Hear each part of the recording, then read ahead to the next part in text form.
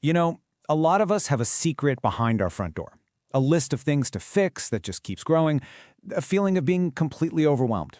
This is an explainer about that private wait and what it really takes to find help without also getting a dose of judgment. It's a story we're calling The Curtain You Don't Have to Lift. And this one line, this really gets to the heart of the whole thing, doesn't it? It frames the central problem. What do you do when you need help, but you're terrified that the price for that help is going to be your own dignity? Okay, so let's meet Camille. For a long time, she just stopped inviting people over. I mean, at first, it was easy to make an excuse. Oh, I'm just too busy. But pretty soon it wasn't an excuse anymore. It became a reflex, a way to keep this painful secret hidden behind the curtain of her own home. And look, this wasn't just about being a little messy. The state of her house had gotten completely tangled up with her sense of self-worth. Every chip in the paint, every broken fixture, it didn't feel like a to-do list. It felt like a final judgment on who she was as a person. It started with things you could see from the outside, a sagging deck. Then the problem started moving inside, this persistent, kind of unwelcoming smell coming up from the basement. And soon it was the little things, the small failures that just started piling on, like a bathroom fan that one day just gave up. Each one felt like another little crack in the foundation of her life. Individually, they were just items on a to-do list, right? Things you file away for later. But when you put them all together, they didn't just add up, they compounded. They grew and solidified until they weren't a list anymore. They'd become a wall. But here's the thing, that physical wall of disrepair, it was creating an even bigger emotional one.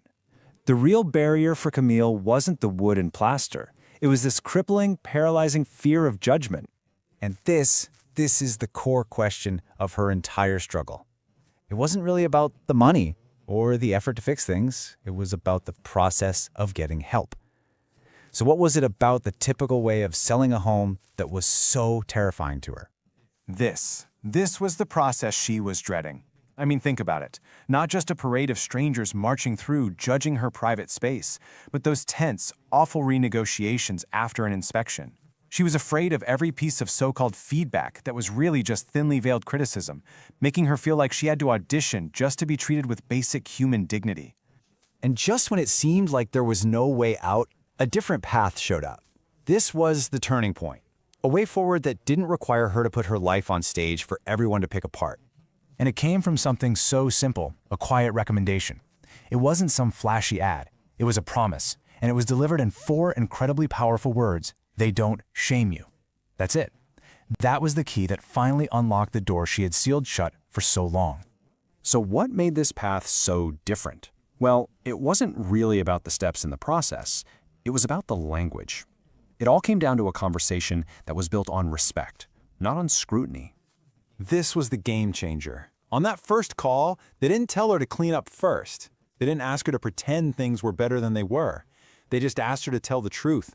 Honesty was more important than appearances, and that was exactly what she needed to hear. So she told them everything, and her honesty wasn't met with a flinch or a gasp. It was met with acceptance. Okay. That one simple word carried so much weight. It meant, we hear you, we see the reality of the situation, and we're going to build a path forward that actually matches it. And this slide really lays out the difference, doesn't it? The traditional route can often feel like this public spectacle, an audition filled with judgment and nasty surprises. The alternative was a private path, one built on respect, a timeline you could count on, and getting everything down in writing. No games and absolutely no shame. So what happened when she chose this private path? Well, the outcome for Camille was so much more than just a financial transaction. It was a profound emotional experience. And here's the big realization for her. She thought she needed some kind of miracle to fix the house. But what she was really craving was much, much simpler than that. It was respect. She just needed someone to see her situation and not shame her for it. Remember what her greatest fear was? Humiliation. That feeling was the foundation of the whole process she dreaded. But on the day she finally handed over the keys, that feeling was completely, powerfully gone.